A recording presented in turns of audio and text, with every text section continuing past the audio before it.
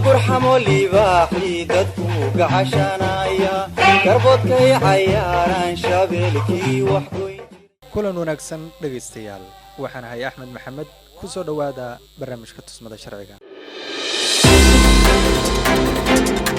toddobaadkii barnaamijka tusmada sharciga wuxuu ku saabsan yahay xuquuqda qarsoodiga iyo sharciyada Soomaaliya mawduucan wuxuu diiradda saarayaa waa maxay xuquuqda qarsoodiga ama asturka waxay nooga sheeg noocyada xaqqa qarsoodiga ama asturnaanta martida barnaamijkuna waa Dr. Cabdiraxmaan Xasan Wardheere ku soo bir wada hadalka dhageystay kuna soo dir aragti iyo su'aal wixii kaaga baxa lambarada idaacadda oo kala ah eber 696224 amba lambarka kale ah eber 696224 tusmada sharciga waa barnaamij awoodsiin iyo horumarinba u ah bahda jecel dhiganaysana cilmiga sharciga iyo qaanuunka qaar ka mid ah ardayda barata sharciga ayaa barnaamijka nagala qayb gali doona mar kale ku soo dhawaada tusmada sharciga su'aalo ma ka qabtaa dhanka sharciga iyo cadaaladda dhib ma kala kulanta helitaanka cadaalad adigoo sharciga maray ma jeclaan lahayd in laga caawiyo ama lagala taliyo haddii ay jawaabtu tahay haa fadlan nagala soo xiriir nambarkan gaaban 2233 oo bilaash ah kaasoo diyaar kuugu ah xarunta kaalmo sharciyeedka ee jaamacadda Muqdisho hagaag dhagaystayaal qof walba waxa uu leeyahay waxyaabo u gaar ah oo ay tahay inay u dhowrsanaadaan balse mararka qaar waxaa dhacda in lagu xadgudbo arrimo shakhsiga u qarsoon oo uusan raalli ka ahayn in la soo bandhigo barnaamijkana waxaan ku rogrogaynaa xuquuqda qarsoodiga ah iyo sharciyada Soomaaliya Dr. Cabdiraxmaan Xasan Wardheere oo barnaamijka marti inoogu ah ayaan jecelahay inaan ku soo dhaweeyo codbaahiyaha waan kaga mahadcelinaynaa waqtigaaga marka ugu horeysa in ciwaankan aan ka hadlayno ee ah xuquuqda qarsoodiga ah iyo sharciyada Soomaaliya xuquuqdan qarsoodiga marka hore faham guud naga sii haddii aan wax yar maaragta ka sheego mawduucayga xaqan aan maanta ka doodayno waa xaq muhiim ah waa mid ku saabsan nolosha gaarka ah ee qofka uu leeyahay waana in bini aadamku ku noolaado nolol u gaar ah oon marnaba aysan soo faragelin karinin dadka asiga uusan u idminin amba ka ajnabiga ah waa xaqa lagu asteeyay xuduudda u dhaxaysa qofka noloshiisa gaarka ah iyo bulshada faragelinteeda idan xaqan waa xaq muhiim ah dhinacyo badan uuna muhiim ka yahay kow xaqan wuxuu kuu haynayaa ood uga faa'iidaysan kartaa in lagu ilaaliyo macluumaadka adiga gaarka aad leedahay sidii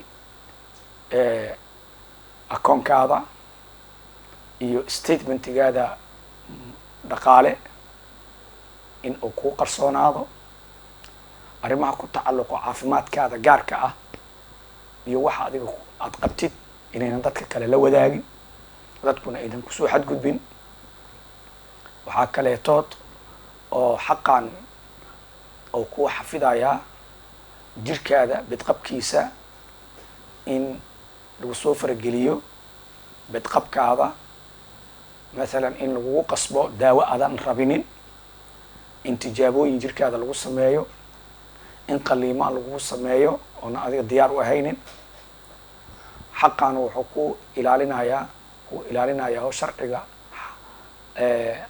xaqa sirhaanshada oo ku ilaalinayaa isgaarsiinta adiga aad leedahay iyo xiriirka bulshada aad leedahay telefoonadaada emailadaada BO boxkaada iyo warqadaha sanduuqul boosada kugu soo dhaca iyo dhammaan adeega social media oo isticmaasho oo adiga ku gaarka ah inaan cid kale kula wadaagi karinin adigoon u idminin wuxuu kaloo xaqan sharciga uu ku siiyey aad ku ilaashan kartaa goob walba ood adduunka ka joogto meel walba oo taagan tahay position kasta oo taagan tahay in aad ku hesho nabadgelyo oonan lagugu faragelinin halka aad ka shaqayso halka aad jiifanayso halka aad ka saaran tahay maaragtay gaadiidka aad wadato wax walba oo aanan public ahayn oo adiga ku gaar ah ayaa xaqan uu ku waardiinaya. marka xaq haddii lagu yidhaaho waa dan qof uu leeyahay oo sharci ah, ha noqoto mid oo la taaban karo iyo mid oo aan la taaban karin. marka lagu leeyahay waa sir, marka lagu leeyahana waxa waaye wax aan cid kaleetood aysan soo farigeli karin oonan nolosha guud aan xiriir la lahayn ee ku kooban nolosha gaarka ah ee qofka. saa darteed xaqan aan ka hadlayno oo sir ahaashada amba xaqan gaarka ah, qofka karaamadiisa iyo madax banaanidiisa ayaa lagu waardeeyaa. xuduudda qofka uu leeyahay oo uu ka fog yahay qofka kaleetood xuduuddiisa ayaa lagu waardeeyaa. xaqan bulshada wuxuu ka ilaaliyaa inay isku xadgudbaan oo ay xoog isku adeegsadaan aan sharci ahaynin. xaqan waa mid dhamaystiran oo damaanad qaaday maaragtay diinta islaamka ay damaanad qaaday, oo shuruucda caalamiga ay damaanad qaaday, oo shuruucda dal walba uu leeyahay ay damaanad qaaday. waxaa la sheegaa 100 dowladood ka badan oo adduunka hadda ku nool ayaa waxaa baarlamaanadooda ay baasgareeyeen sharciyaal la xiriira xaqa noocaan ah oo ah xagga gaar ahaanshada amba sir ahaanshada inaad sir leedahay ayay baasgareeyeen. haddana iyadoo intaa jirto dadaalkaa uu jiro ayaa maalin walba la dabagal lagu hayaa dadka muwaadiniinta ah iyadoon la ixtiraamin qawaaniintaas. hay-adaha dambiyada la dagaalamo, kuwa booliska iyo nabad sugidda iyo awooda ayay isticmaalaan oo xad dhaaf ah oonan qawaaniintaas aysan ogolaanaynin. saa darteeda qaanuunkan amba xeerarkan aan sheegayna dowladuhu ay samaystaan oo dhaha xaqa sir ahaashada amba gaar ahaashada waa xaq loogu talagalay dadka in laga ilaaliyo qofka danihiisa gaarka iyo noloshiisa gaarkaana loogu ilaaliyo. waa tahay sharaxaad wanaagsan ayaad ka bixisay. goorma ayaa la dhihi karaa waa lagu xadgudbaya xaqa qarsoodiga ah? haddii aan soo koobno, goomaa la dhihi karaa qofkan xaqiisii oo gaarka ahay amba sirta u ahay ayaa lagu tuntay. waxaan dhihi karnaa tusaalooyin haddaan soo qaadano, markii qof masquul ku jiro ama sariirtiisi jiifo ama meel asiga uu dadka uga soo dhex baxay oo dantiisa gaarkaa ku qabsanayay, markii sawir laga qaado, waxaan dhihi karnaa waxay kamid tahay waxaa lagu tuntay xaqiisi sir ahaashada. waxaan dhihi karnaa waxaa lagu tuntay xaqiisii markii qofkaas suurad laga qaado, suuraddaas oo marka laga qaadayo oo ku sugnaayo xaalad uusan jeclayn in dadku ay suuraddaas arkaan, dhibaatana ay uga imaanayso dadka kaleetood conceptiga iyo fikradda ay qofkaa ka qabaan, oo xaqiraad ay uga imaan karto amba liidid ay uga imaan karto.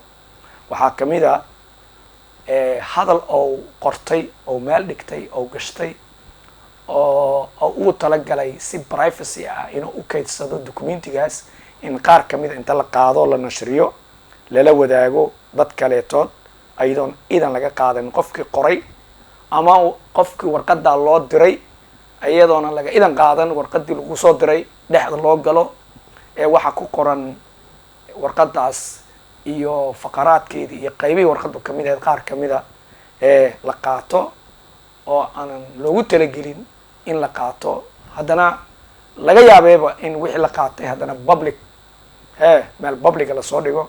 waxyaabaha aadka u badan waxaa kamid a qof bangigiisa inta la jabsado akoonkiisa lacagta ku jirto oo kaleetood iyo meelay ka timiday iyo meelay kasoo gashay banaanka lasoo dhigaa, bulshada lala wareegayo. waxaa kamid a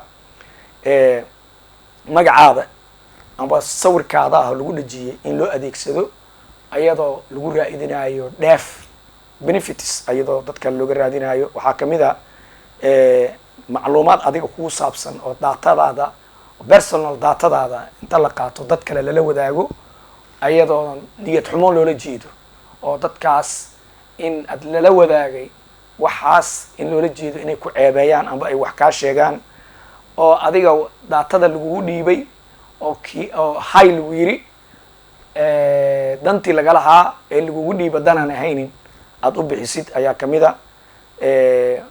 waxaa kamid a dadka inta galaan dadka daatadooda galaan ama barahooda bulsho galaan ama emailkooda jabsadaan macluumaadka kasoo qaadaya dad kale u gudbinaya. waxaa kamid a qofka in sumcadiisa iyo dhowrsanaashadiisa wax laga sheego.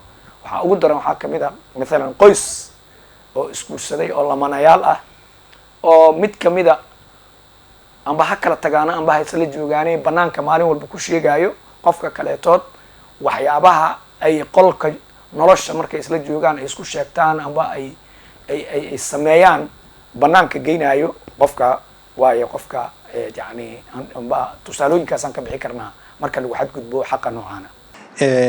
marka qofka waxyaabo gaar ahaa sidaas loo soo bandhigo bulshadii loo bandhigo sidee ayay isaga shakhsiyan u saameynaysa iyo bulshada kale? wallahi sidaan hadda soo sheegnay asraar waayo waxaan aan ka hadlayno.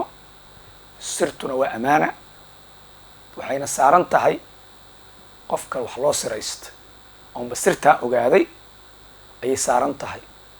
marka inta badan waxay ku reebtaa xanuuno oo u badan xanuuno oo ay psychological amba maskaxiyan amba damiir ahaan ay qofkan ku reebtaa. waa waxaan ka heraynin, dhawaaqaan ka heraynin, iyo hadal aan ka heraynin, iyo fuuqbax xagga damiirka ah ayaa qofkaas ku dhacaya. marka way ka daran tahay aan dhihi karnaa in qofkaas si oo ulakas ah jirkiisa wax loogu geysto. waxaa ka daran in waxyaale xog ah oo qaatil dhaqan kara amba dili kara amba dhibaato u keeni kara in yani amba shaqadiisa ku saabsan amba caafimaadkiisa ku saabsan amba qoyskiisa ku saabsan in banaanka uu ku arko. marka wax laga yaxyaxo waaye oo laga xumaado sirta noocaasa oon uu talagelin inaad bulshada la walaagto noloshaada gaarka ah inaad banaanka aad ku aragtid. marka qofka shuruucda ayaa tilaabo ka qaadayso. qofkaas wuu ku dacwo karaa, wuu ku doodi karaa macnaha arrimaha noocaas. qofka shaksiga ah xogtiisa dowr intee lag ayuu ku yeelan karaa inay banaanka kusoo baxda si fudud? midda kale dadka faafinaya qudhooda maxaa ku riixaya labadaas dhinacba? okay midda koowaad oo su-aasha koowaad oo ah qofku victimka ah amba dhibanaha ah dowr ma ku yeelan karaa sirtu inay faafto? wax walba waxay leeyihiin xirsul mathal. macnaha lacag haddaad leedahay meel loogu talagalaa jirto. haddii aad leedahay mobile meel loogu talagalaa jirto. ari haddaad leedahay meel lagu xereeyaa jirto. wax walbaba waxay leeyihiin meel lagu ilaaliyo. saa darteeda diinta islaamka oo xakiimka ah, sharciga islaamka oo cajiibka ah wuxuu sheegay marka uu leeyahay tuuganimada iyo xatooyada markuu ka hadlaayo wuxuu ka hadlay marka xatooyo la dhahayo wax la qaadanayo waxaa waa in laga qaataa haw meeshii loogu talagalay in lagu ilaaliyo. haddii meel ka banaanka lagu ilaaliyo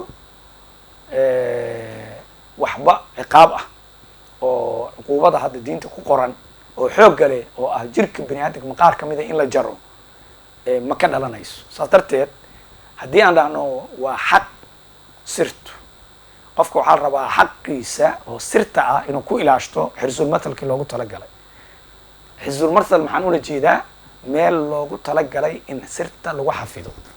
marka haddii adiga banaanka waxaada ay yaaliin oo sheekooyinkaada iyo wax walbaba adigu aad dadka ugu sheekayso ood shaaha ku cabto sirtaada oo aad adigu dhalacaday tahay dadka kaa qaadaya hadhow kuma dacwo kartid sirti ayuu qofkaan uga faafiyey. marka waa in waxaada ay ku qarsoonaadaan.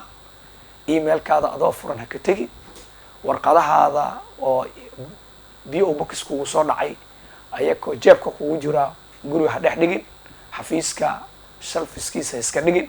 meela dad kule farafaray karaan waxaada ka ilaasho. marka waxaan ka hadlaynaa qof sir lahaa sirtiisana qarsaday dad ku aaminay amba ciduuna ku aaminin ha naqato amba ciduu ku aamine haddana meeshii oo ku qarsada looga daba tegay.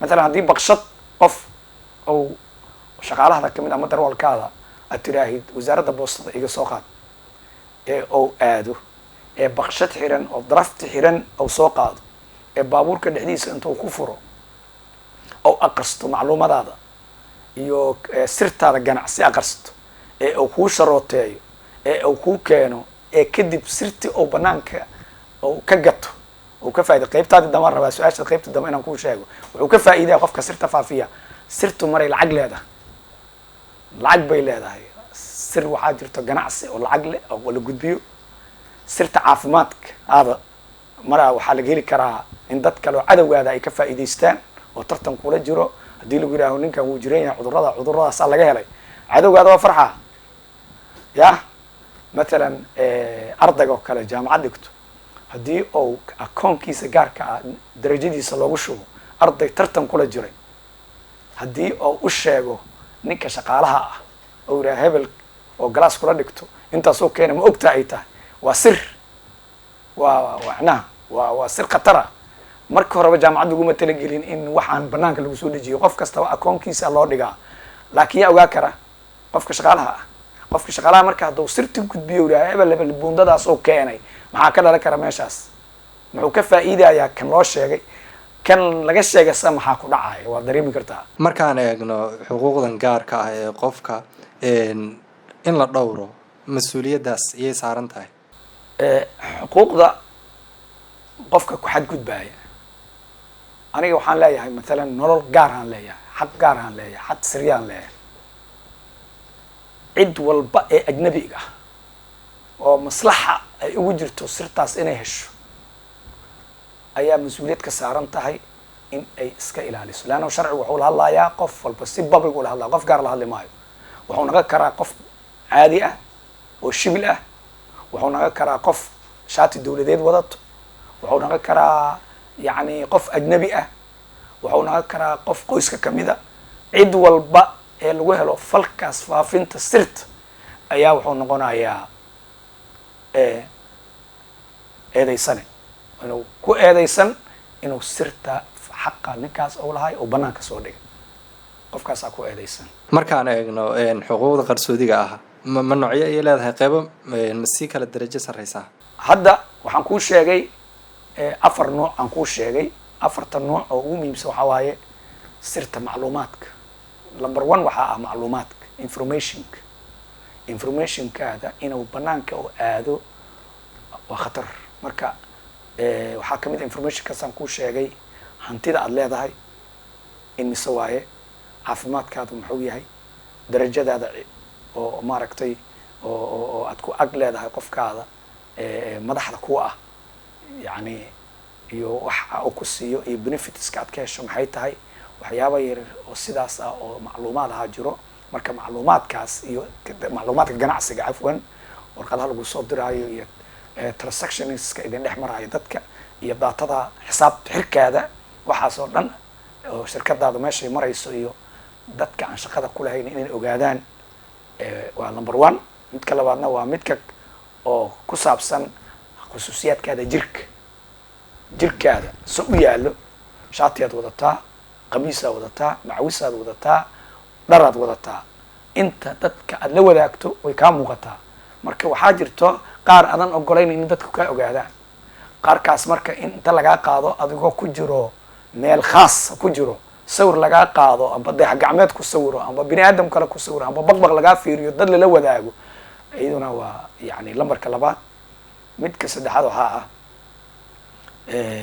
isgaarsiinta teleefoonadaada in dabagal lagu sameeyo iyo emailada aad dirayso in dabagal lagu sameeyo waxyaabaha ayaa saasay darajaadkaasi kala leeyihin casrigan la joogo technolojiyadda waxaan maqlaa in xog la jabsaday kooxo ay wax dhacaan marka technolojiyadan saameyn sidaa ay ku yeelatay in xogihii lasoo bandhigo xaqiiqatan shuruucdan hadda aan kuu sheegayo 100 dawladood oo adduunka mida ay shuruucda u sameeyeen xaqa sir ahaanshada waxaa keenay berigii hore si soomaalida oo kaleetood oon sharci u lahaynin dhowr qodob oo xeerka ciqaabta soomaaliyeed ku qoran iyo qodob guud oo dastuurka ugu qoran oo karaamada qofka hala ilaaliyo iyo sharaftiisa la ilaaliyo ah ayaa lagu koobi jira markii la arkay in la iska daba yimid oo qolkii la isla soo galo sariirtii la isla galayo meel walba la iskula taagan yahay oo aanan bini aadamka wax siraba in laga waayo ay khatar tahay ayaa waxaa lagu raa waxa la badbaadiyo shuruuca lasoo saaro.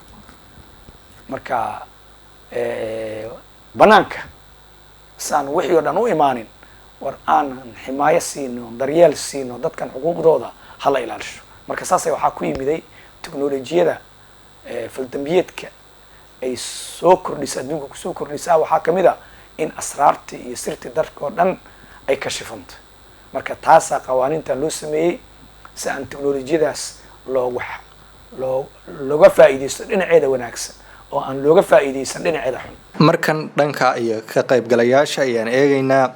Ruqayya Axmed ayaan soo dhaweynayaa su-aasha aad qabto ee doonaysa doctorka inaad weydiiso. waa mahadsan tahay ustaadka. waxaan rabaa inaan weydiiyo xaqa siriyadda sidaad noo sheegtay ustaad waa waajib sharci ah.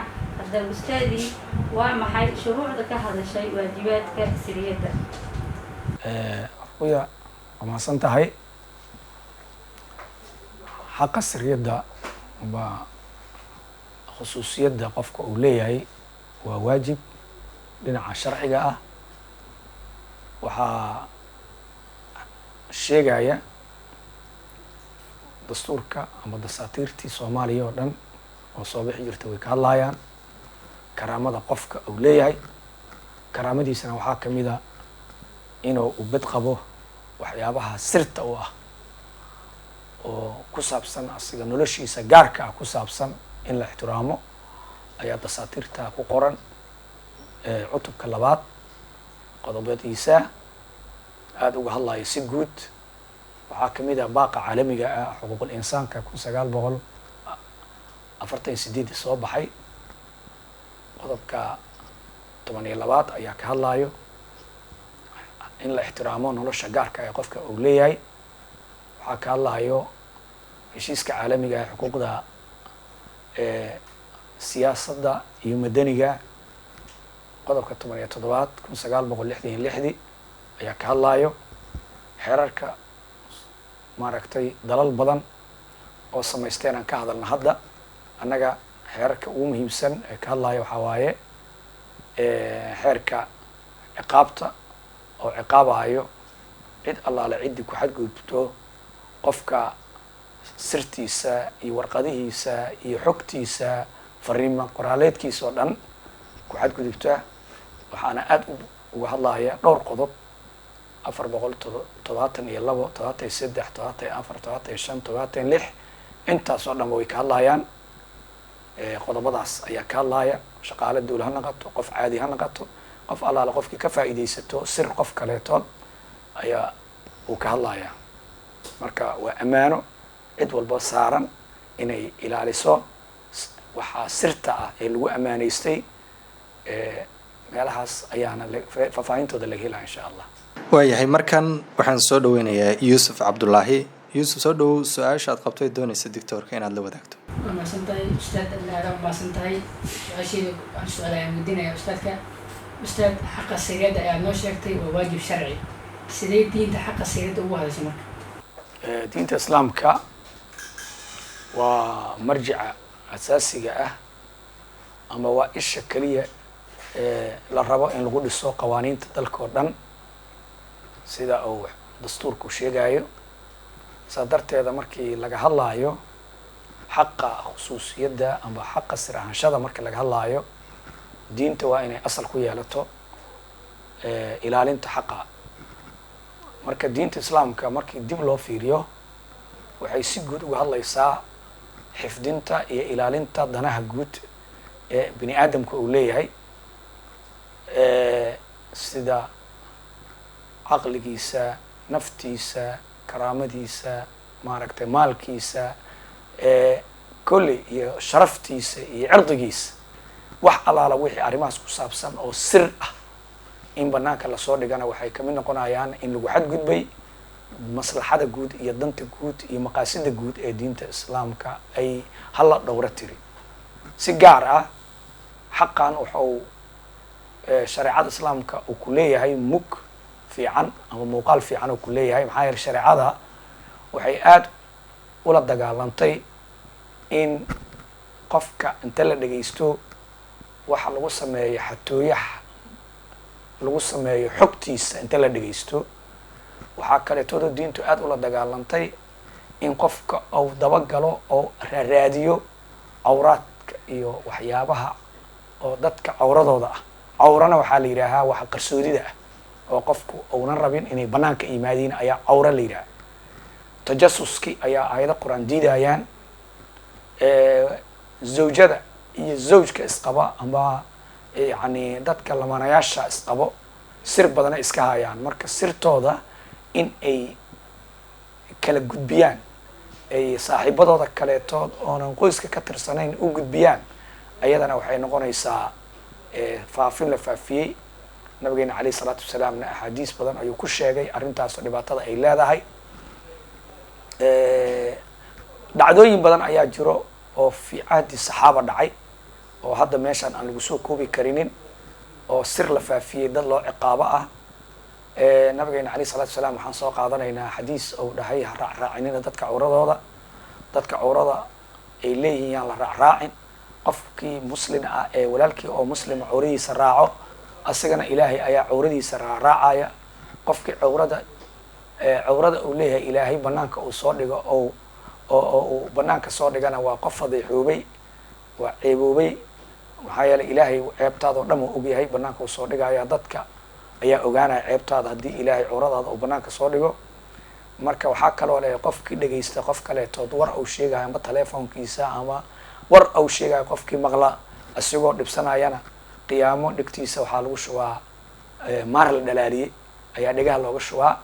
marka waxyaalahaas oo dhan waxay tusinayaan arrintu inay arrin culus tahay, in la dabagalo oo qofka oo la raaraadiyo, ceebtiisa la raaraadiyo, dhibaatadeeda ay leedahay. diinta islaamkuna si fiican ay uga hadasho. qaybaha dambe barnaamijka ayaan isla joognaa. markan ka qaybgalaha ugu dambeeya nuuraddiin mahad ayaan soo dhaweynayaa. su-aashaad qabto ee doonaysa doctoorka in aada la wadaagto. masantahay. bismillah. doctore weydiina goormee la ogolaan karaa in lagu xadgudbo xaqa siriyada? su-aashaad hadday u dhigan tahay sidaan u fahmay, qofka xaq uu leeyahay oo sir ahaansho ayuu leeyahay. marka ma dhici kartaa in si sharciya lagu sameeyo faragelin sirtiis? su-aashaas waxaan umalaynaa inay sidaas tahay.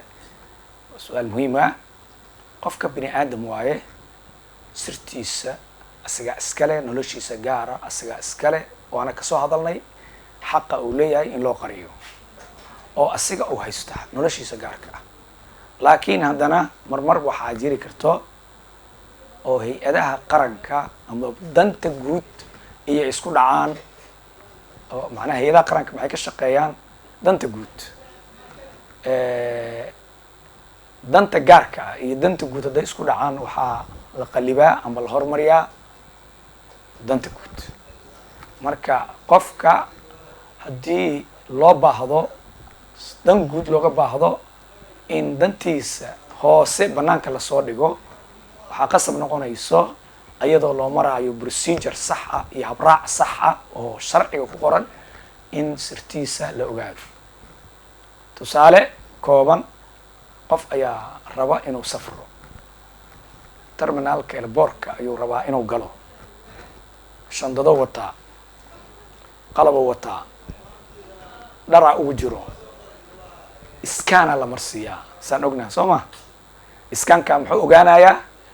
qaar waxaa jiro xasaas ah oo ogaanayo yacni dharka gudaha ee bini aadamka meesha maraayo, qofka meesha maraayo hadduu rag yahay iyo hadduu dumar yahaba, gudaha waxa lagu wada arkaayo oo dharka hoose arkaayo oo shaashadaada laga fiirsanaayo. haddii danta guud ay tahay arrinta saas loo samaynayo, privacy meesha waa ka baxaa, xaaladaas uu ka baxaa, kadibna meeshiisuu kusoo laabanaa. ya qofka waxaa rabaa in la baaro, suspect ayaa laga qabaa, shakiyaa laga qabaa, in la baaraa la rabaa. jack point u maraa baabuurkiisa, boorsadiisa, in la baaro wixii danta guud ku siman. laakiin in la yidhaha waa lagu baaraa oo haddana baaristii xuduudeedii la dhaafo sax ma noqonayso. mathalan in la yidhaha emailkaada fur, in la yidhaha datadaa noo fur, in la yidhaaho haddii laakiin ayada ruuxeeda loo baahdo oo qofka in inta lasoo eedeeyo imailadiisa warqado ku jiro iyo xafiiskiisa wax yaala iyo qaanadihiisa loo baahdo iyo dokumentiyaal in loo baahdo oo muraasalaadkii iyo xawaaladihii iyo wuxuu isticmaalo transactioniska uu isticmaalo o dhan dib loo raaco ayadoo la dabagelayo arrin nin qofkaas ku saabsan oo farta ku godan tahay arrintaasoo kaleetood ayadoo la marayo procedure sharci ah waa la ogol yahay, sharciguna waa ogol yahay. maxaa yeelay maslaxada guud iyo maslaxada gaarka ah waxaa xoog badan maslaxada guud. waa tahay qeybaha dambe ee barnaamijka ayaan markan isla taagannahay.